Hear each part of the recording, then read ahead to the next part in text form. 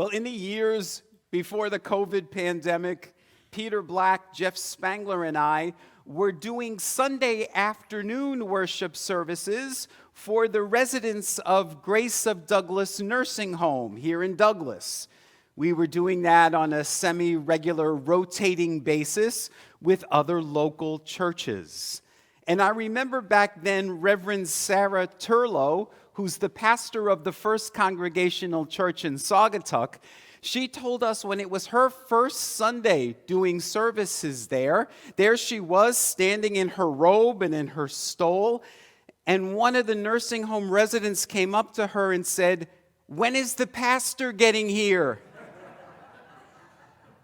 And when Reverend Sarah explained that she was the pastor, she said the resident looked all confused and said, "You can't be a pastor, you're a lady."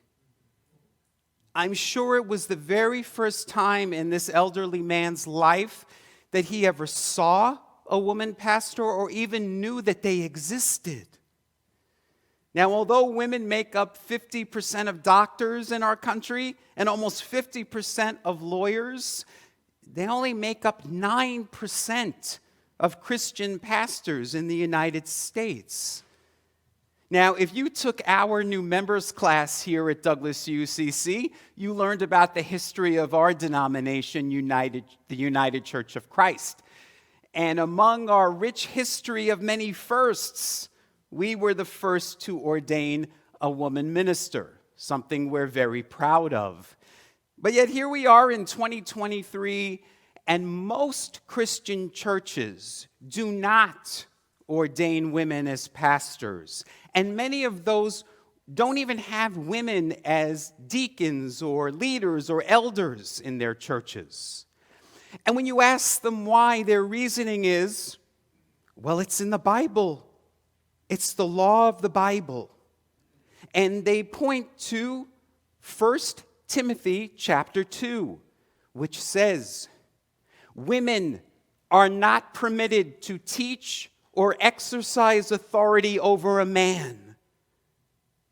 And they point to 1 Corinthians 14, which says, "Women are to be silent in churches. They are not permitted to speak."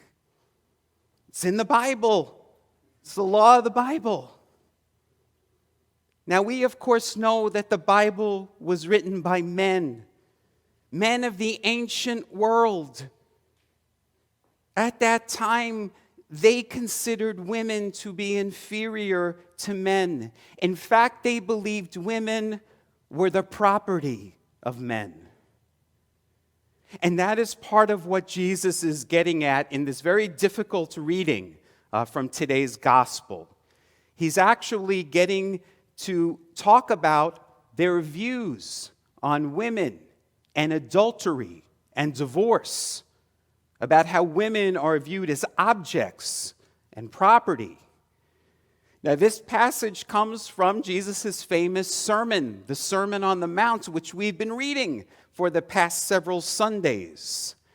And notice in this reading, Jesus says not once, but 7 times, "The law says, but I say."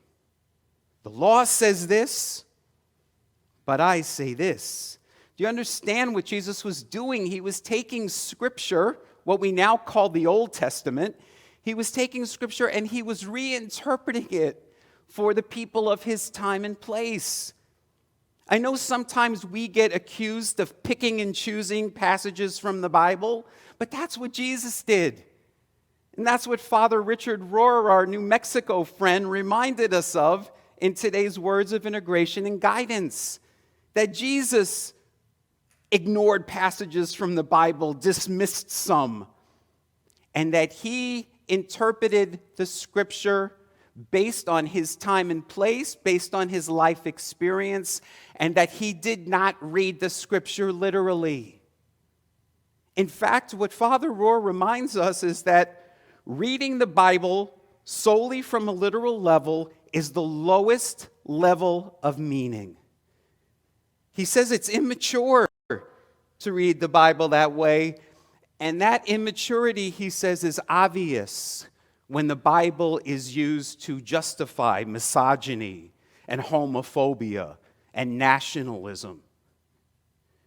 Jesus here is saying, yes, the law says that women are your property, but I say they are not.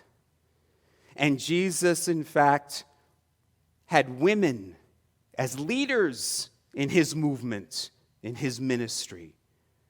Okay, so what Jesus is saying in the Sermon on the Mount is, it is no longer about following the letter of the law. It's about following the Spirit. And the Spirit is always pushing us forward and drawing the circle ever wider. Now notice what else Jesus does here.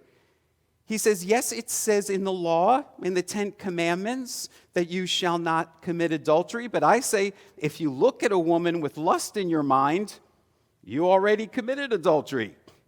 And it says that you shall not murder. But I say, if you have a grudge against somebody, in your mind, you've already committed murder. Jesus is saying, it's our thoughts, the things that we believe that are going to affect how we view the world. So, of course, if you think that women are inferior to men, well, then, of course, you're not going to promote them into leadership positions. Of course, you're not going to give them equal pay. And, of course, you're going to want to create laws that are going to control their bodies. If you believe that being gay is a sin, is immoral, is a disorder, then of course you're going to want to create laws to keep gay people from getting married and adopting children. And if you believe that Christianity is the only way, then you're going to judge everyone else who's following a different faith tradition and view them as wrong. And that's the problem with our world today. People are so entrenched in their beliefs, in their thinking, that anyone else who thinks other than what they think is wrong. There's this phrase called cognitive dissonance. It means that your brain has difficulty interpreting something that goes against your long-held beliefs. So it's like that man in the nursing home.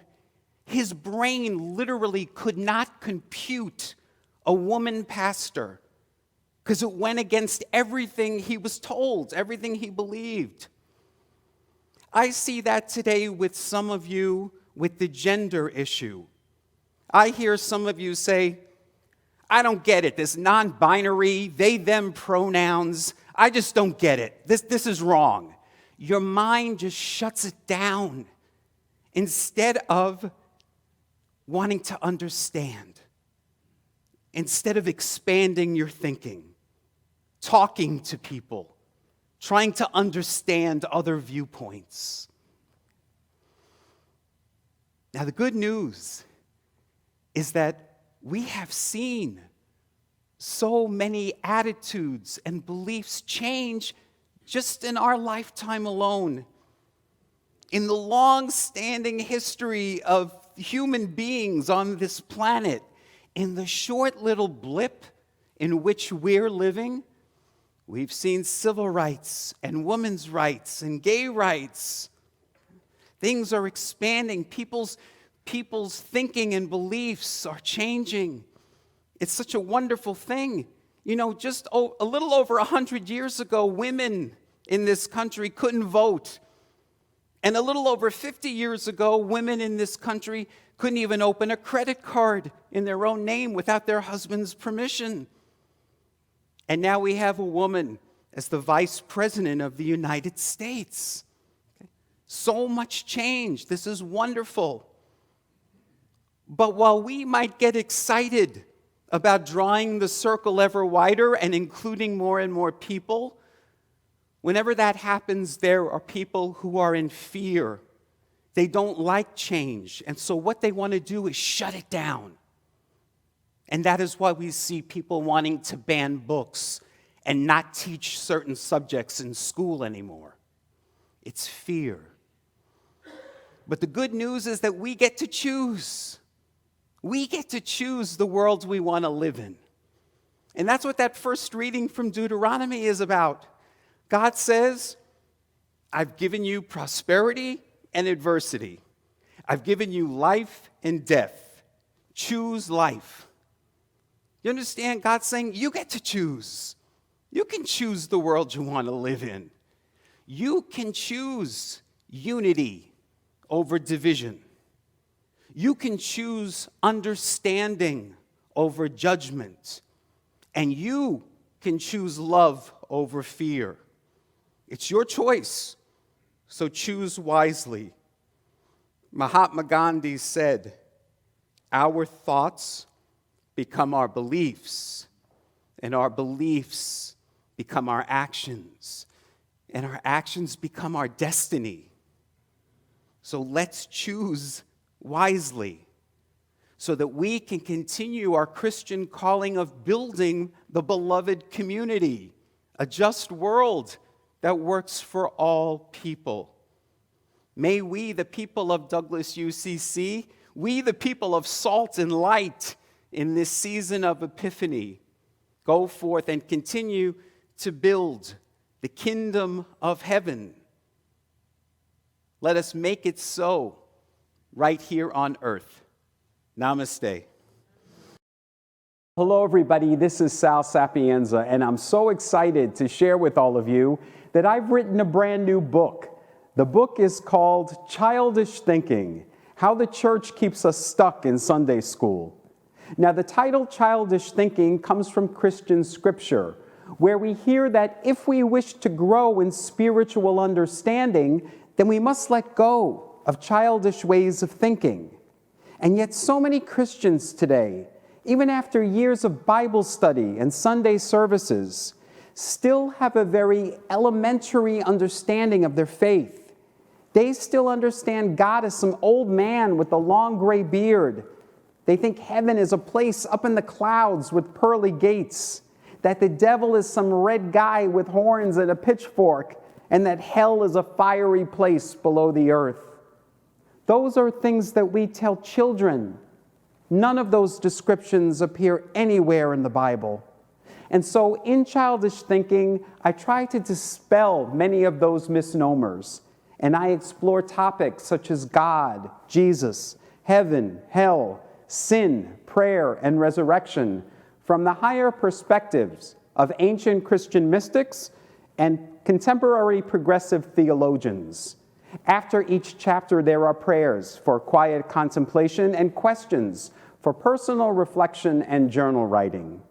Come learn how you can let go of old ways of thinking and begin to see things with new eyes. Come and learn how you can finally graduate from Sunday school. The book is available now on Amazon, and you can read the entire introduction at childishthinking.faith.